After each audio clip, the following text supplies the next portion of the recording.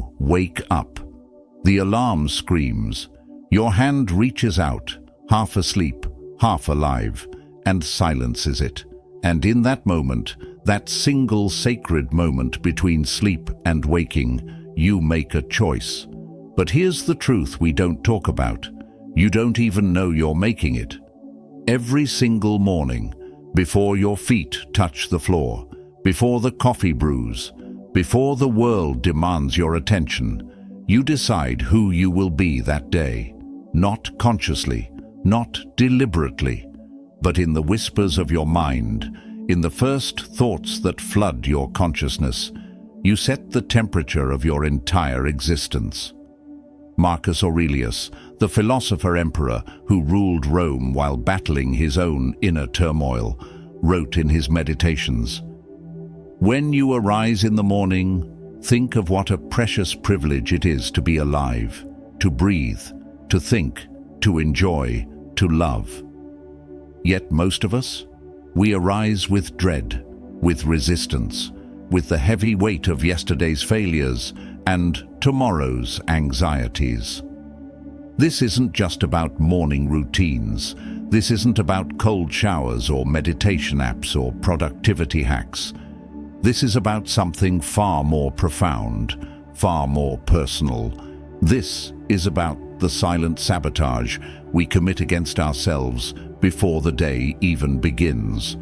The mistake that colors everything that follows. The invisible prison we build with our first waking thoughts. Think about it. Really think about it. What's the first thing you do when you open your eyes? Do you reach for your phone, immediately drowning in other people's lives, other people's problems, other people's realities? Do you replay yesterday's argument, that embarrassing moment, that opportunity you missed? Do you feel the anxiety creep in about the presentation, the bills, the relationship that's hanging by a thread? You're not just waking up. You're choosing your emotional state. You're selecting your lens for the entire day. And most of us choose poorly, not because we're weak, not because we're broken, but because nobody ever taught us that this moment, this sacred, powerful, fleeting moment, is where everything begins. The Stoics understood something we've forgotten in our modern rush, that we are not victims of our circumstances, but architects of our responses. That freedom isn't found in controlling the world, but in mastering ourselves. And that mastery, it begins the moment you open your eyes. This video isn't comfortable. It won't give you easy answers or quick fixes. But if you stay with me, if you let these words settle into the places you've been ignoring, you'll discover the mistake that's been stealing your peace, your power, your potential, every single morning of your life. I want you to drop this affirmation in the comments. I choose my morning. I choose my life. Before we go deeper, hit that like button if you've ever woken up already defeated. Drop a comment with your biggest morning struggle. Share this with someone who needs to hear it. Subscribe to this channel because we're going to dismantle the lies you've been telling yourself. And whatever you do, don't skip a single part of this video. Each point builds on the last, and the transformation happens in the accumulation. Let's begin. Number 1. The autopilot trap. Here's the first mistake. You're not actually waking up at all. Your body rises, your eyes open, you move through the motions, but your consciousness, it's still asleep. You're operating on autopilot, running the same program you ran yesterday, and the day before, and the 1,000 days before that. Epictetus, a slave who became one of history's greatest philosophers, taught that it is not what happens to you, but how you react to it that matters. But how can you react consciously when you're not even conscious? When you're just a passenger in your own life, watching the same movie on repeat? Picture this. You're standing at the edge of a river. Every morning, you step into the same current without thinking. It carries you downstream, past the same rocks, through the same rapids, toward the same destination. You never ask where it's going. You never wonder if there's another path. You just float. This is most people's lives. The autopilot trap is subtle. It feels safe. It feels comfortable. Because to wake up, truly wake up, means confronting the uncomfortable truth that you've been half asleep for years. It means acknowledging that the life you're living might not be the life you chose, but simply the life that happened while you weren't paying attention. When your alarm sounds, your brain immediately reaches for the familiar worry, the familiar resentment, the familiar story about why your life is the way it is. And you wear that story like armor, protecting yourself from the terrifying possibility that you could be different, that today could be different. But here's what the Stoics knew. Awareness is the first act of freedom. You can't change what you can't see. You can't transform what you refuse to acknowledge. The moment you recognize you're on autopilot is the moment you can reach for the controls. Not tomorrow, not when things get easier, not when you feel ready. Now. Your morning isn't just happening to you, it's happening through you. Every thought you allow, every emotion you indulge, every narrative you repeat. These are choices. Unconscious choices, perhaps, but choices nonetheless. What if you woke up tomorrow and instead of reaching for your phone, you reached for yourself? Instead of drowning in the noise, you sat in the silence. Instead of running from the discomfort, you leaned into it. The autopilot trap only works if you let it, and every morning you hold the key to your own cage. Number 2. The borrowed anxiety. The second mistake is even more insidious. You're carrying problems that aren't even yours. Before your coffee is made, before you've taken a full breath, you've already shouldered the weight of the world. You check your phone, messages, news, social media, emails, and with each scroll, each notification, each glimpse into someone else's crisis or celebration, you absorb their energy, their anxiety, their urgency. Seneca wrote, "We suffer more often in imagination than in reality." Think about that, really think about it. How many of your morning thoughts are about things that haven't happened? How many are about things that might happen? How many are about problems that aren't even yours to solve? Your friend is stressed about their job, so now you're stressed about their job. The news reports chaos on the other side of the world, so now you carry that chaos in your chest. Someone posted their perfect life online, so now you feel inadequate about yours. You've collected anxieties like souvenirs, and by the time you're fully awake, you're carrying a backpack full of borrowed stones. This is the theft we don't recognize. The silent robbery of your peace, your presence, your power. Imagine your mind as a pristine room.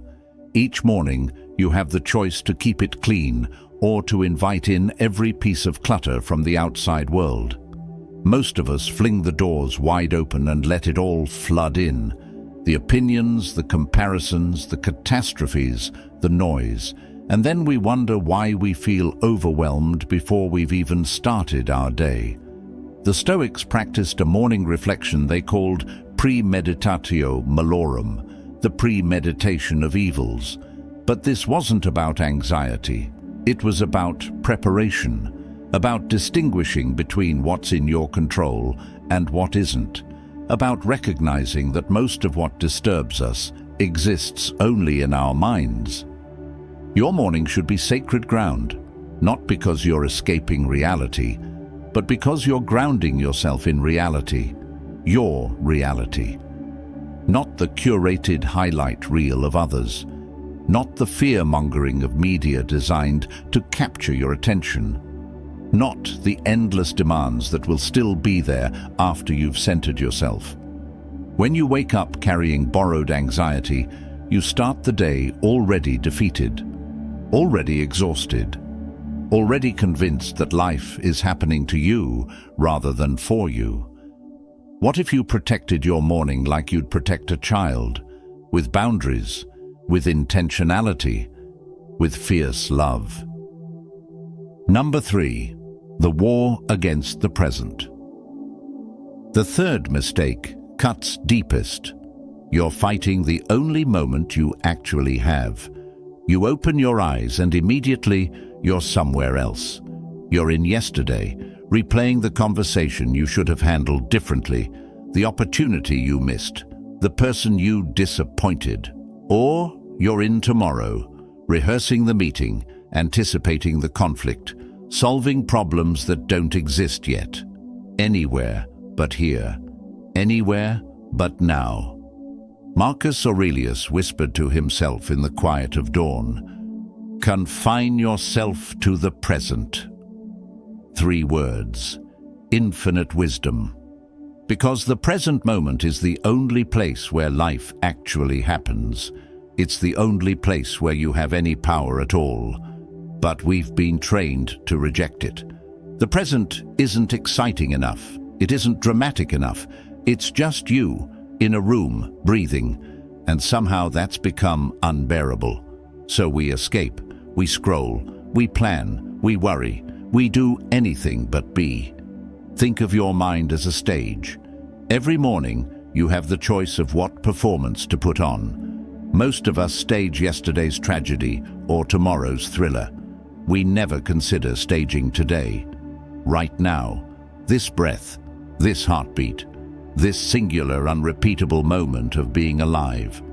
The war against the present is exhausting because it's a war you can never win. Yesterday is gone, unchangeable, untouchable, existing only in the stories you tell yourself. Tomorrow is a phantom, a projection, a possibility, but not a reality. And while you're fighting these battles in time zones that don't exist, now slips through your fingers like water. The Stoics didn't teach presence as a luxury. They taught it as survival. Because when you're present, you're powerful. You can respond instead of react. You can choose instead of being chosen for. You can create instead of simply endure. But when you wake up already at war with the present moment, resisting it, rejecting it, wishing it were different, you've already lost. Not because the day will be terrible, but because you won't actually be there for it. You'll be a ghost, haunting your own life, always somewhere else, never quite here. What would happen if tomorrow morning you surrendered, not in defeat, but in wisdom? If you opened your eyes and instead of immediately traveling through time, you stayed. You felt the sheets. You noticed your breath. You acknowledged, I am here. I am alive. This is enough. The present moment isn't the enemy. Your resistance to it is. Number 4, the identity prison. The fourth mistake is the most invisible cage we build.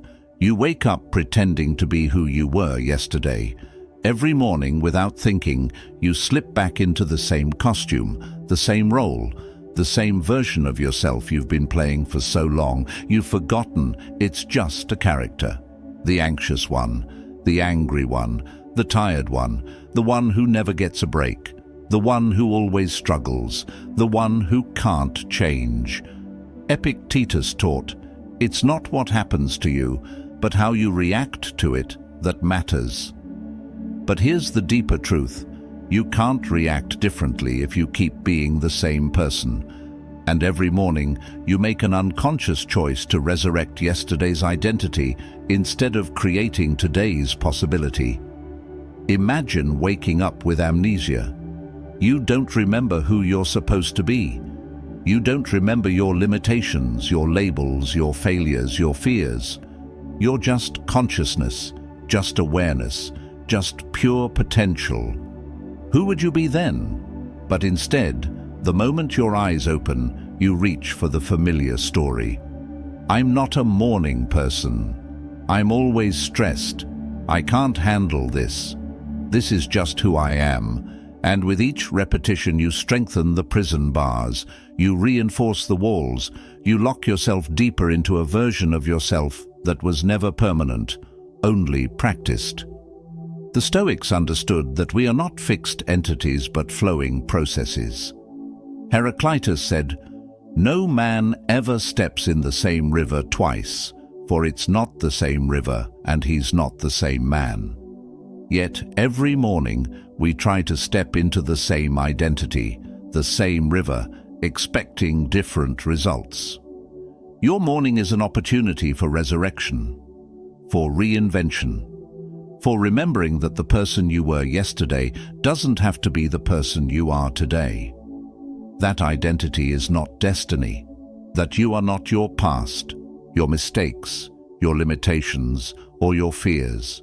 You are the awareness witnessing all of it, and awareness can choose. What if tomorrow morning, before you put on the mask, you asked, "Who do I want to be today?" Not who you've been, not who others expect, but who you, in this moment, choose to become. The identity prison only exists because you keep walking back into it. The door has always been open. You just have to remember you're free. Number 5. The gratitude blindness. The fifth mistake is perhaps the most tragic. You wake up cataloging what's missing instead of seeing what's here. Your eyes open, and within seconds, the inventory begins. Not enough sleep, not enough time, not enough money, not enough success, not enough love, not enough progress. The morning becomes an accounting session where you're always in deficit, always lacking, always behind. Seneca wrote, "It is not the man who has too little, but the man who craves more, that is poor." Read that again. Let it settle. You are not poor because you lack. You are poor because you've trained yourself to only see lack. Think about this moment, right now. You're breathing without effort. Your heart is beating without instruction. You have eyes that can see these words, a mind that can understand them, a body that carried you from sleep into another day of possibility. And yet, we wake up feeling robbed. This is the gratitude blindness, the inability to see the extraordinary hiding in the ordinary, the miracle of morning light, the privilege of having somewhere to go, someone to call, something to do. We've become so fixated on the mountain we haven't climbed that we can't see the ground we're standing on. Every morning you're given a gift wrapped in mundane packaging, another day, another chance, another breath. But we tear through it like children on Christmas morning, disappointed it isn't something bigger, shinier, better. We discard the present, literally the present, looking for something more. The Stoics practiced amor fati, the love of fate, not passive acceptance but active gratitude for what is. Marcus Aurelius woke each day and reminded himself, "When you arise in the morning, think of what a precious privilege it is to be alive. Not when everything is perfect, not when you've achieved your goals. Now, in the mess, in the middle, in the mundane." Gratitude isn't about pretending everything is fine. It's about recognizing that even in the difficult, even in the painful, even in the disappointing, there is something, a lesson, a strength, a moment of grace. And when you wake up blind to this, you spend your entire day searching for fulfillment in a future that never comes. What if tomorrow morning, before the complaints, before the comparisons, before the craving, you simply whispered, "Thank you." Not for perfection, just for presence, just for the chance to try again. The day you stop taking your life for granted is the day you start actually living it. Number 6. The reactive spiral. The sixth mistake sets the tone for everything that follows. You begin the day reacting instead of creating. The alarm sounds, and immediately you're in response mode. Respond to the notification, respond to the email, respond to the text, respond to the news, respond to everyone else's agenda, everyone else's urgency, everyone else's timeline. You haven't even chosen your own first thought, and already you're living someone else's day. Marcus Aurelius knew this trap intimately.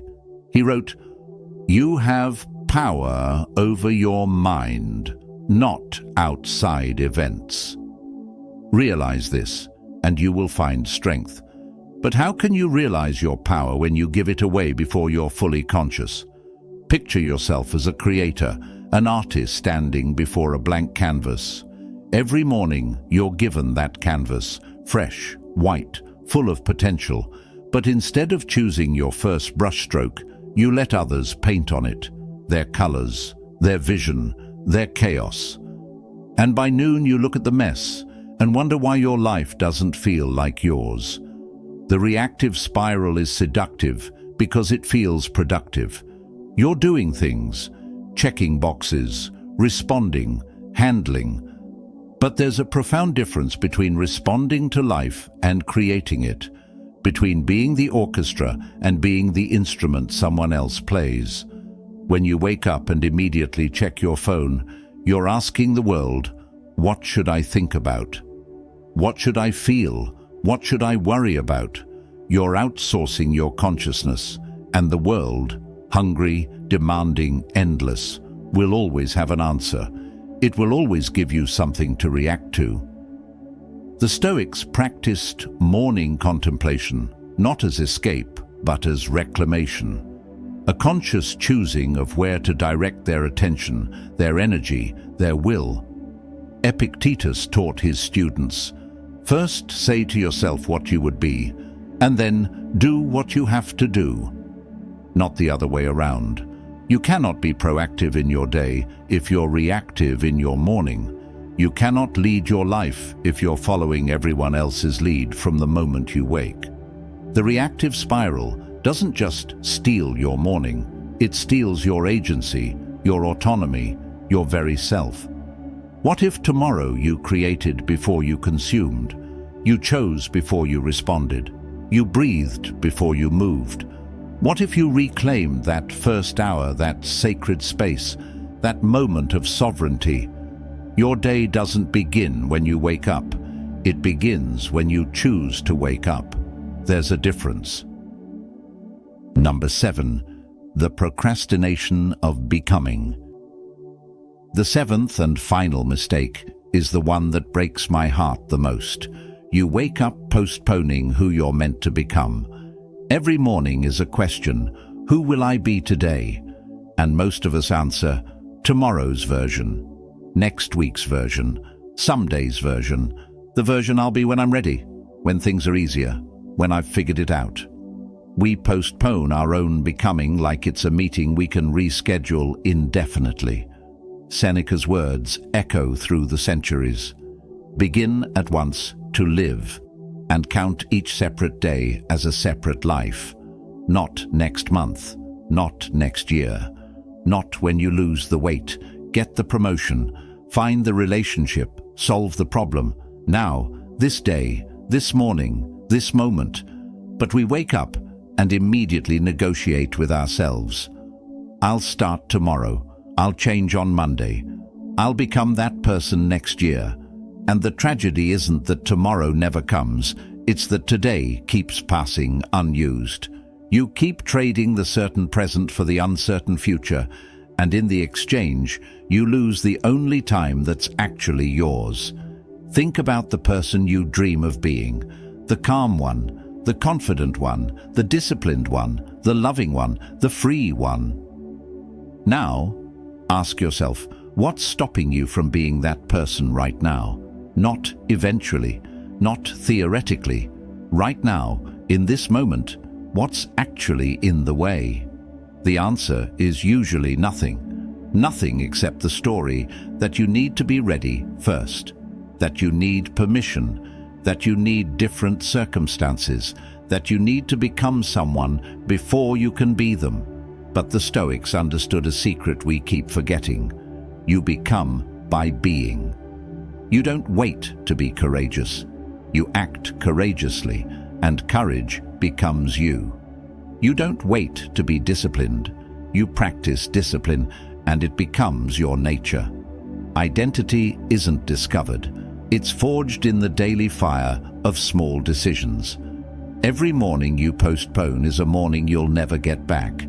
Every day you wait to become is a day you remain. And time, that most precious, most finite resource, keeps moving whether you use it or waste it.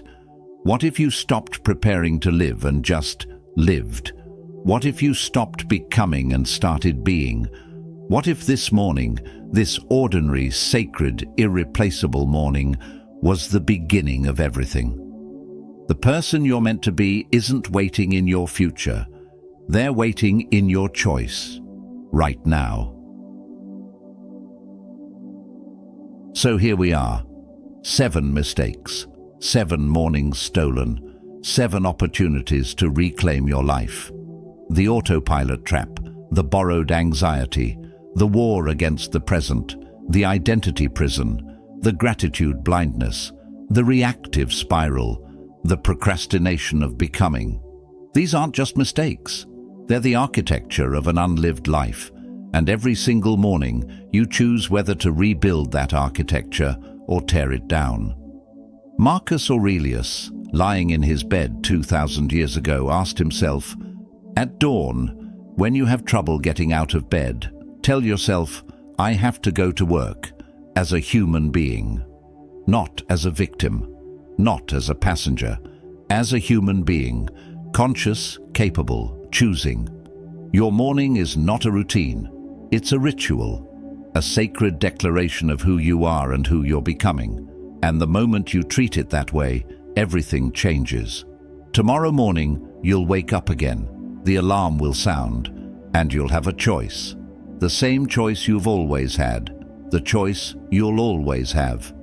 To sleep through your life or to finally, fully, courageously wake up. The question is, what will you choose? If this resonated with you, hit that like button. Drop a comment sharing which mistake hit you hardest. Share this video with someone who needs to wake up. And subscribe to this channel, because we're just getting started on this journey of transformation. I'll see you in the next one. Until then, choose wisely. Choose consciously. Choose you.